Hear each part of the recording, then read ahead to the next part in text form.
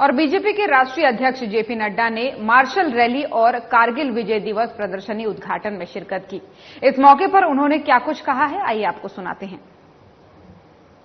वीरेंद्र सचदेवा जी, हमारे राष्ट्रीय युवा मोर्चा के अध्यक्ष श्री तेजस्वी सूर्या जी, प्रदेश युवा मोर्चा के अध्यक्ष श्री त्यागी जी, हमारे बहुत ही उपस्थित यहां पर सांसदगण, सम्मानीय मनोज तिवारी जी, रामवीर विदुबी जी, बहन बांसुरी जी, बहन कमलजीत सरावत जी, योगेंद्र चंदोलिया जी, प्रवीण खंडेलवाल जी और मेरे प्रिय मित्र मनिंदरजीत सिंह सिरसा जी, सम्मानित मंच और यहां इतनी बड़ी संख्या में एकत्र आए मेरे नौजवान साथी जो आज कारगिल के विजय दिवस के पूर्व संध्या पर यहां पर जोश के साथ युवा मोर्चा के आह्वान में यहां एकत्र आए हैं। मेरा यह सौभाग्य है कि मुझे भी इस ऐतिहासिक और बहुत ही दूरगामी प्रभाव छोड़ने वाले कार्यक्रम में आप सबके साथ शामिल होने का मौका मिला है। अभी हमारे युवा मोर्चा के अध्यक्ष तेजस्वी सूर्या जी आपके सामने बता रहे थे कि कारगिल की विजय दिवस को जब हम कल मनाएंगे तो कारगिल के विजय दिवस के अवसर को रजत जयंती के रूप में 25 साल पहले हमने कारगिल पर विजय हासिल की थी और भारत के सम्मान की रक्षा की थी, उसको हम याद करेंगे। मैं बैठा बैठा सामने जब देख रहा था तो आप सब लोगों को देख करके मुझे ऐसा ध्यान में आ रहा था कि जब शायद कारगिल का युद्ध हुआ था तो उस समय आप सब में से अधिकतर लोग शायद कोई 2 साल का होगा, कोई 4 साल का, कोई 5 साल का और बहुत से ऐसे लोग भी हैं हमारे युवा साथी जो शायद इस दुनिया में उस समय आए भी नहीं हों। लेकिन मित्रों, ये वीर जवानों का अभिनंदन का अवसर है और जब मैं वीर जवानों के अभिनंदन की बात करता हूं तो कारगिल का विजय दिवस इस रूप में मना करके हम भारत के उन वीरों को, उन वीर सपूतों को जिनके शौर्य के कारण जो पाकिस्तान ने कारगिल की भूमि पर कुत्सित निगाहें डाली थी,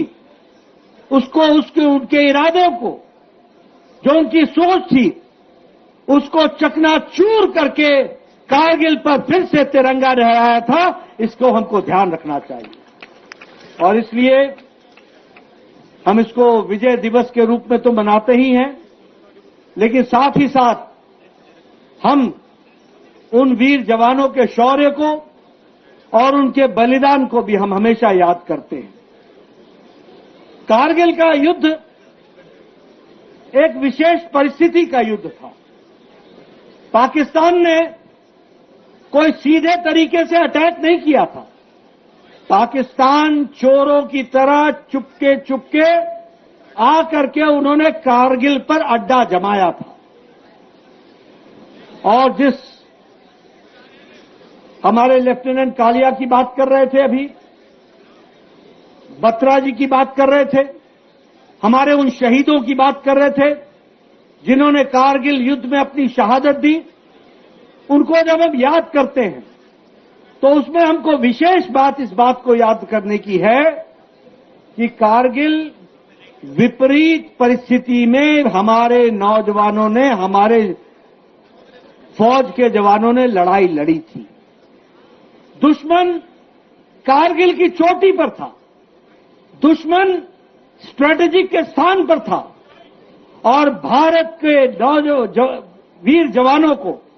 नीचे से पहाड़ चढ़ करके उस चोटी पर कब्जा करना था। यह बहुत ही कठिन कार्य था, क्योंकि पाकिस्तान की आर्मी ने चोरी चोरी चुपके आकर कारगिल की चोटी पर स्ट्रैटेजिक स्थान को स्थापित कर लिया था। लेकिन हमारे वीर जवानों ने हार नहीं मानी, रुके नहीं, लगातार योजनाबद्ध तरीके से भारत की फौज ने ये लड़ाई लड़ी और इसी लड़ाई के कारण 26 तारीख को फिर से वहां पर तिरंगा फहराया, आज से 25 साल पहले, और भारत को हमारे वीर सैनिकों ने इस काम को पूरा किया।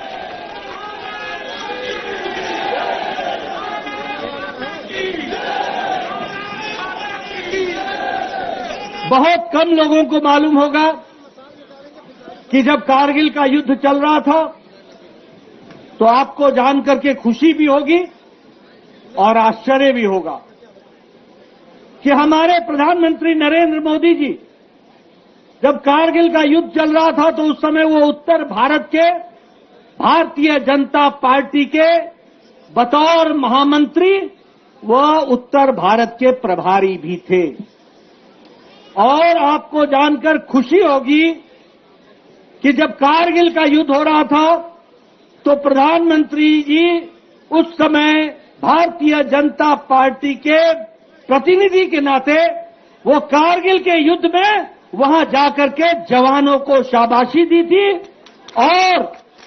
जो जवान घायल हुए थे, मुझे आज भी याद है और वो तस्वीरें मेरे पास हैं, जब मोदी जी वहां गए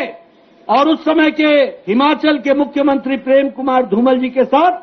हमारे फौजी भाइयों को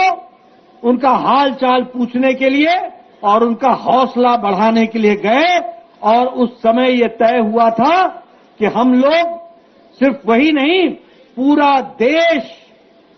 उन नौजवानों के साथ, उन वीर जवानों के साथ है जो कारगिल का युद्ध कर रहे हैं। और मुझे याद है कि वाजपेयी जी ने कहा था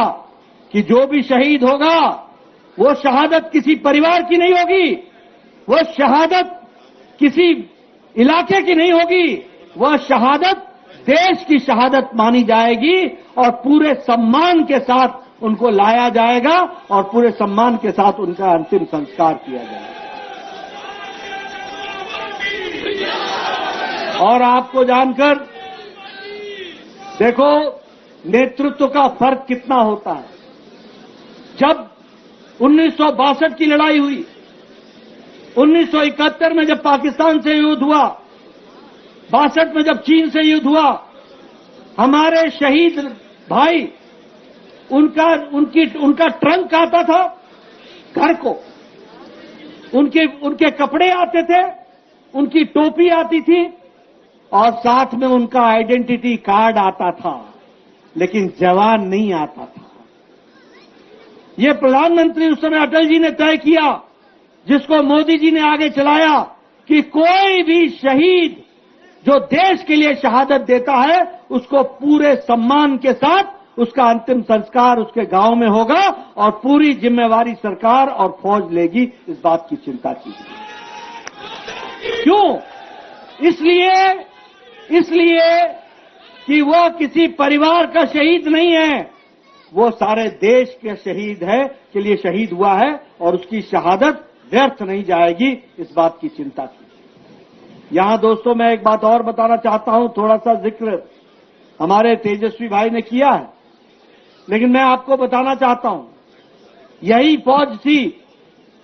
जब यूपीए के जमाने में, जब कांग्रेस के जमाने में यहां के डिफेंस मिनिस्टर से पूछा गया कि आप डिफेंस की रोड को बॉर्डर पर क्यों नहीं बनाते हो,